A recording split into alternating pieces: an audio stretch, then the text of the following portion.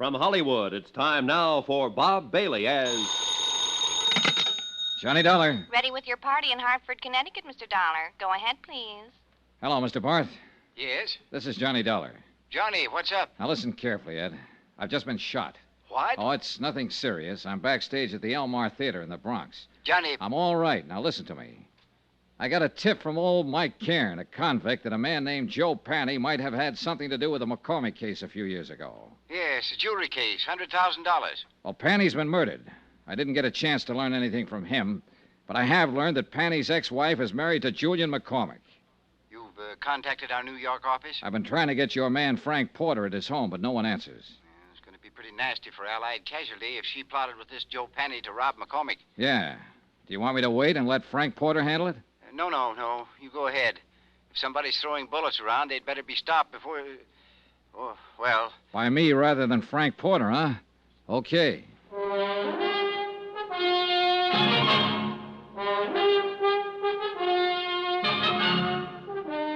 Tonight and every weekday night, Bob Bailey in the transcribed adventures of the man with the action-packed expense account, America's fabulous freelance insurance investigator. Yours truly, Johnny Dollar.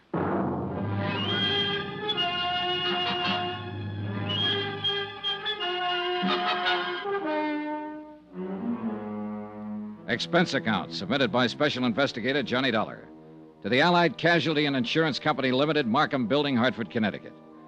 The following is an accounting of expenditures incurred during my investigation of the McCormack matter. Item 11, $7.50, one bottle of scotch, which I sent the stage doorman out to get while I was calling Ed Barth at Allied Insurance. Apparently, everybody in the neighborhood thought the exchange of shots between me and somebody in a long black coupe were backfires. It was the doorman who dragged me back in the theater.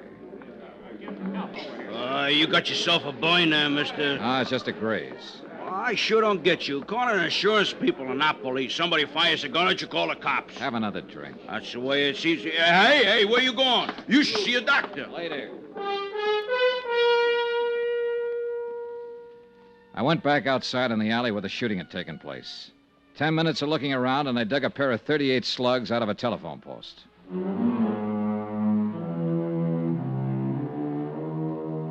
Expense account, item 12, $4.35, cab fare, Elmar Theater to Long Island. It was 12 o'clock straight up when I got to the McCormack home. There were no lights burning, and apparently everyone had retired for the night. I checked the garage first. A 55 Cadillac convertible and a 4-year-old Jag. No warm motors, no black coupes. I went to the house.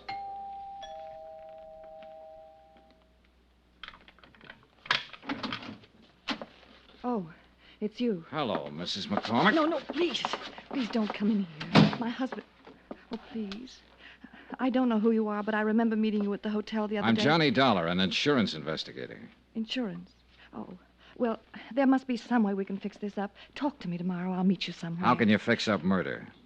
Murder? What are you talking about? Joe Panny's dead. Your ex-husband. He was shot with a .25. Just like the one you swung at me at the hotel. Oh, no. Oh. You want to tell me about that? All right, I'll tell you. Joe was your husband once. You helped him rob this house 5 years ago. He couldn't have done it alone. He wasn't that slick. He wasn't that good. He could steal a car, but a safe lock's different from ignition. Well? Yes. Yes, I helped him do it. He made me. He promised me if I helped him, I'd never hear from him again. I opened the safe for him. But you were down to see him at his hotel the other night. You searched his room. Searched his room? Yeah. Well, I don't know anything about that. He called me, said he wanted money. I didn't know where he'd been for these last few years. Up the river. Oh, well, he wanted money. Only he wasn't there when I went there. And I was? Yes. And the gun? I went down there to kill him. But I didn't see him. Not then. Later somewhere. I haven't seen him at all, I tell you. Just talked to him on the phone. I don't suppose it'd make any difference if I told you I had a good reason. If I told you I love my husband very much. Not likely, in view of the fact you helped your ex-husband rob him of $100,000 worth of jewelry 5 years ago. Oh, I can explain that. Joe came around when we got back from our honeymoon. It's an old story. My past isn't all it... Well, anyhow, Joe threatened to tell my husband about it, unless I gave him money. I didn't have any, so I opened the safe for him that night. It was all I could think to do. Yeah. Then you split with him later on. I told you I haven't seen him. Why would I want to do that? I have everything I want in life right here. Mostly my husband. Well, it's still a police matter, Mrs. McCormack. I spent a long time looking for you. Maybe you better get your coat. Iris, Oh, you'll remain exactly where you are. Julian. And so will you, Mr. Dollar. Julian, you heard what I said. Don't worry about it, my dear. Mr. Dollar, I'm a gentleman, but this is a gun. I noticed. A 38. I got a couple of slugs in my pocket that came from it. Stand over there. Now, this is pretty silly. You can put that thing away and we can settle this the only way it can be My wife has settled. told you the absolute truth, Mr. Dollar. She's innocent of any wrongdoing so far as I'm concerned. Is that clear? It's pretty glib, McCormack. She's accessory to a $100,000 heist and she hasn't done anything wrong. If she wanted to give them away To an ex-husband. to anybody, that was her affair. I would not press charges. Well, that takes care of you. How are you going to square it with Allied casualty in the state of New York? And you also forget a little matter of a dead man. But I haven't forgotten you, Mr. Dollar. Julian, please don't. I've caused enough trouble, please. Calm yourself, my dear. This is the least I can do for you after what you've done for me. Just being my wife.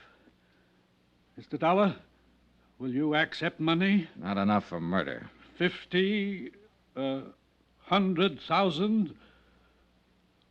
I'd hate to kill you, Mr. Dollar. You tried once tonight. You've referred to that before. But you weren't very good, and now you're even worse. You forgot to take the safety off that gun. The Give me safety- that. Oh, you killed him. You killed him. Ah, he's all right. Get out of the way and let me see that gun.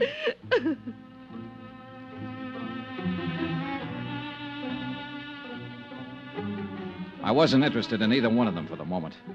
I was looking at the 38 I'd taken from Julian McCormack. There was a smear of cosmoline still inside the barrel. I sniffed it, checked it, found all chambers loaded. It was a brand new weapon, and it had never been fired.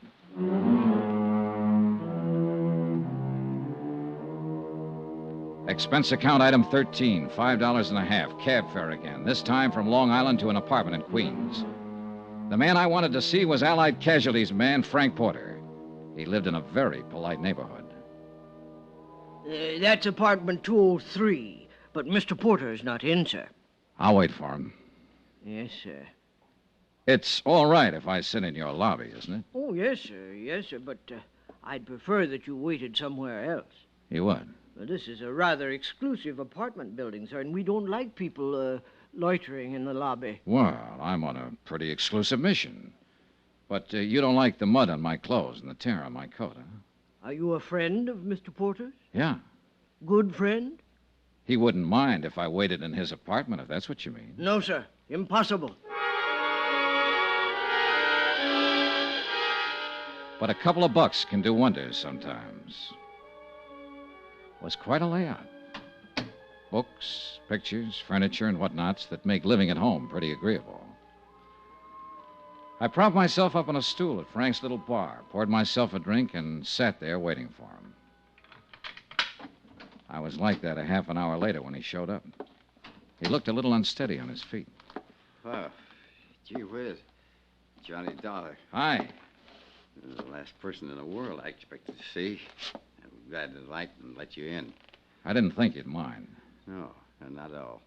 I tried to phone you earlier tonight. You were out. I'm sorry. Gee whiz. What's on your mind, Johnny? I wanted to tell you I was shot at tonight. What? I wanted to tell you I found out who Mrs. McCormack is and was. Since you were on the case first for Allied, I thought I'd tell you first. Well, gee whiz. Say, this is a nice setup. Full of nice things. Yeah. I've been in places like this before, Frank. They usually start at $300 or better a month. Good maid service, phone service. All those things cost money. A lot of money.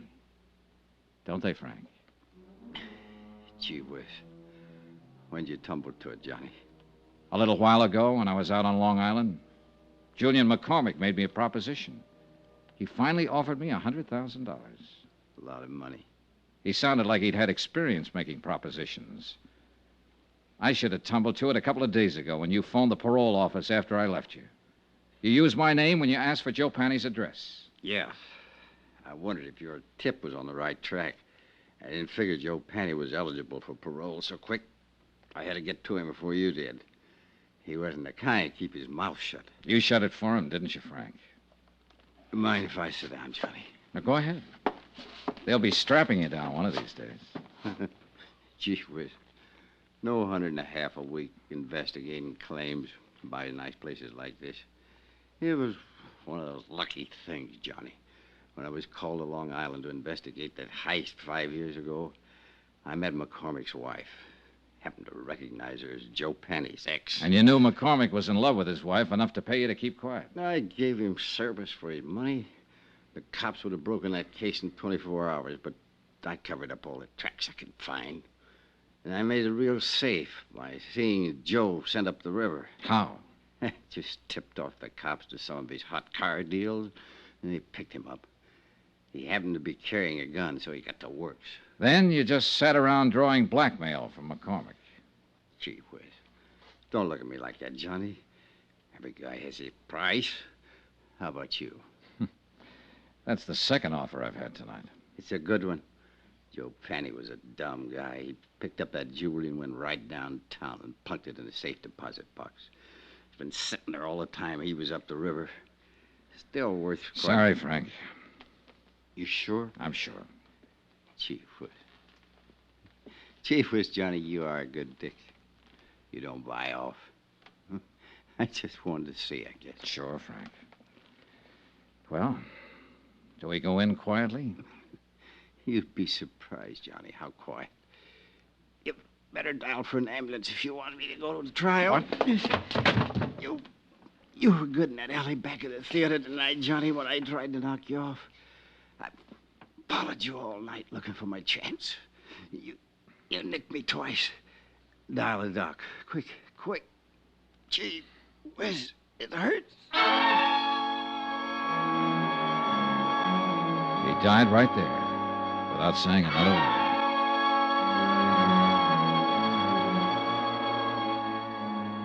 The disposition of the case and what to do about Frank Porter, an insurance adjuster who goes bad, is a matter I don't have to handle.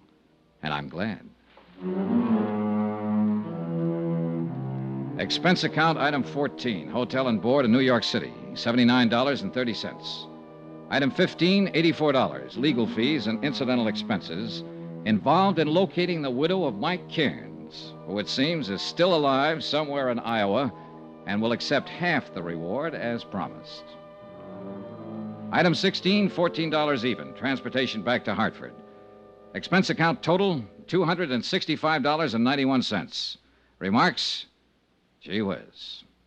Yours truly, Johnny Dollar.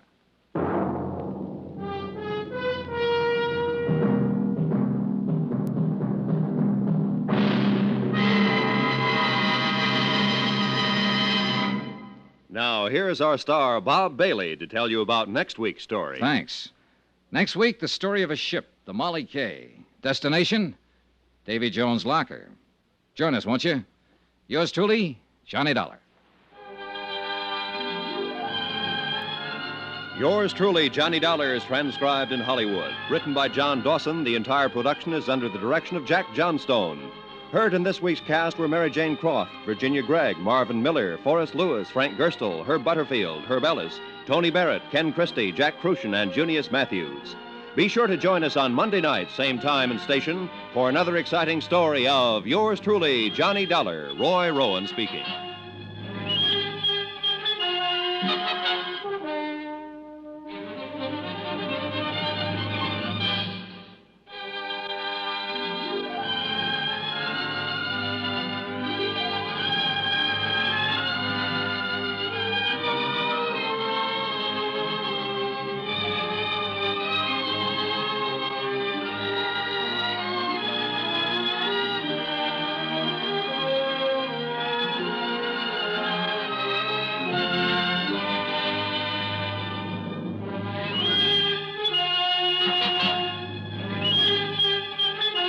Thank you.